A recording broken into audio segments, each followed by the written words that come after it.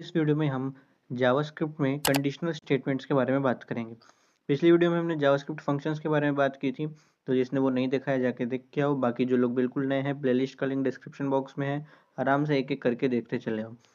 इस सीरीज़ में हम क्या कर रहे हैं, तो इस सीरीज़ में हम तो बॉट कोडिंग सीख रहे हैं, जहाँ पे मैं रेफर एंड अर्न बॉट के एग्जाम्पल लेके आपको थोड़ी बहुत चीज़ें बता रहा हूँ जो मुझे आती है। तो चलिए आज के इस वीडियो को स्टार्ट करते हैं। तो सबसे पहले ऐप ओपन कर लेते हैं। यहाँ पे अपना बॉट देन कमांड्स और स्टार्ट कमांड में हम सारा चीज़ कोड कर रहे हैं। तो आज की इस वीडियो में हम बात करने वाले हैं जावास्क्रिप्ट कंडीशनल स्टेटमेंट्स के बारे में। ठीक है, तो कंडीशनल स्टेटमेंट्स क्या होते हैं? तो बेसिकली कंडीशनल स्टेटमेंट एक स्टेटमेंट होते हैं जहाँ पे आपको कुछ कंडीशन दिया रहता है, मतलब स्टेटमेंट में हम कुछ कंडीशन पास करते हैं।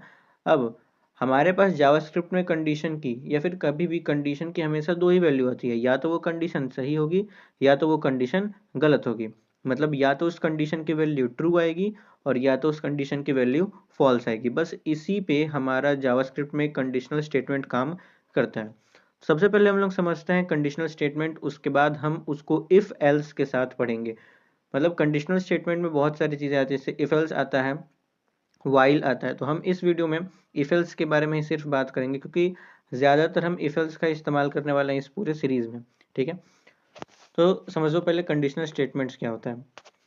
जैसे मैं यहाँ पे एक वेरिएबल बना देता हूँ, लेट इज बिगर, और मैंने इसमें एक कंडीशन लिखा। क्या कंडीशन लिखा कि 78 ग्रेटर देन 90। अब ज़रा ध्यान से देखना मैंने यहाँ पे क्या लिखा है। मैंने एक वेरिएबल डिफाइन किया, लेट कीवर्ड का यूज़ करके। वेरिएबल का नाम दिया है इज बिगर और उसमें एक वैल्यू असाइन की 78 ग्रेटर देन 90। अब बेसिकली यहाँ पे मैंने एक पूरा कंडीशन पास कर दिया है। यहाँ पे मैंने एक पूरा कंडीशन पास कर दिया है। अब आप लोग ज़रा खुद सोचो कि इस कंडीशन की क्या वैल्यू हो सकती है। क्या 78 90 से बड़ा है? या तो फॉल्स होगा या तो ट्रू, है ना। तो हमें तो पता चल रहा है ये फॉल्स है। एक बार हम इसको प्रिंट करवा के देख लेते हैं। तो सेंड मैसेज फंक्शन का इस्तेमाल करेंगे और इसमें इस बिगर वैल्यू को पास करते हैं। अब इसको रन करते हैं हमारे बॉट में, स्टार्ट कमांड। ओके, देख लेते हैं क्या दिक्कत है। हमारे पास यहाँ पे एरर टैब है, एरर टैब में हम चेक कर सकते हैं कि क्या दिक्कत है।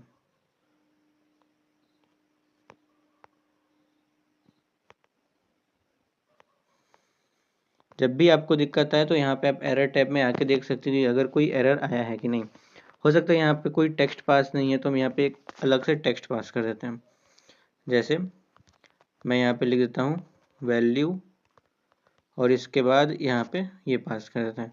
अब इसको रन करके देखते हैं।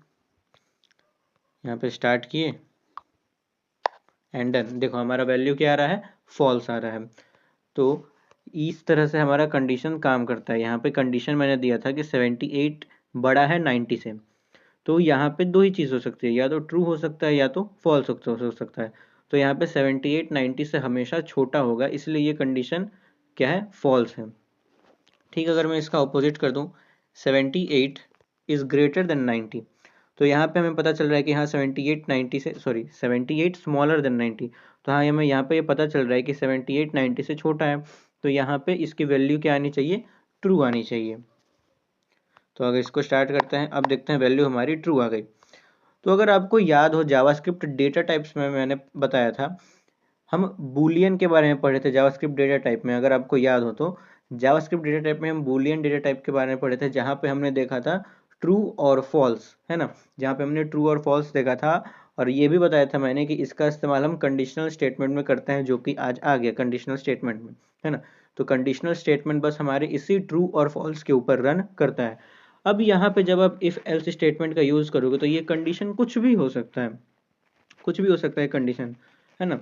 बस अगर वो कंडीशन ट्रू हुआ तो इफ वाली कंडीशन में जो आपने कोड लिखा होगा वो रन करेगा, और अगर वो कंडीशन फॉल्स हुआ तो एल्स वाली स्टेटमेंट में, एल्स वाले ब्लॉक में आपने जो भी कंडीशन, जो भी कोड लिखा होगा वो रन करेगा।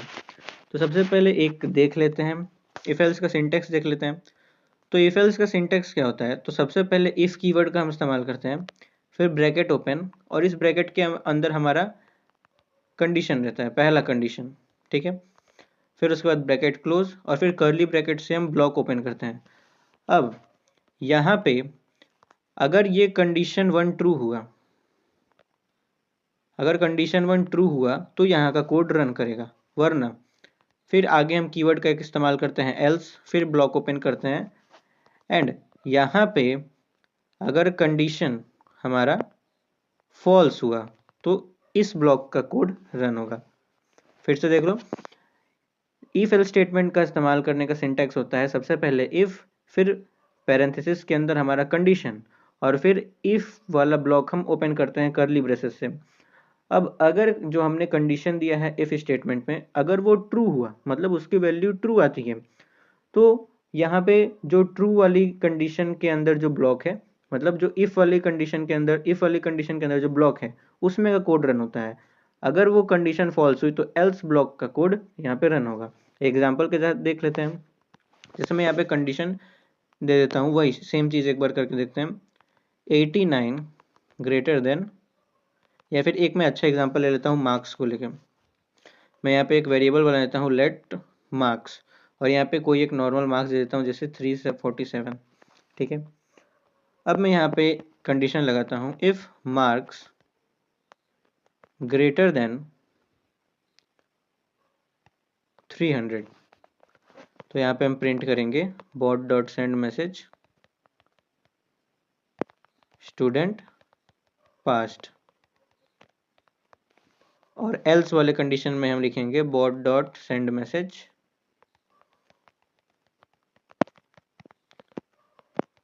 Student failed. देखो मैंने अब क्या किया, सबसे पहले मैंने एक वेरिएबल डिफाइन किया मार्क्स नाम का, जिसके अंदर मैंने एक रैंडम मार्क्स लिखा है। अब ये इफ एल्स स्टेटमेंट पे ध्यान देना, सबसे पहले इफ, फिर पैरेंथेसिस के अंदर हमारा कंडीशन। अब अगर ये कंडीशन ट्रू हुआ तो इफ वाले ब्लॉक के अंदर हमने जो कोड लिखा है स्टूडेंट पास्ड वाला वो रन होगा, वरना एल्स वाले ब्लॉक के अंदर जो कोड लिखा है स्टूडेंट फेल्ड वाला वो वाला कोड रन होगा। अब एक बार इसको रन करके दिखा देते हैं।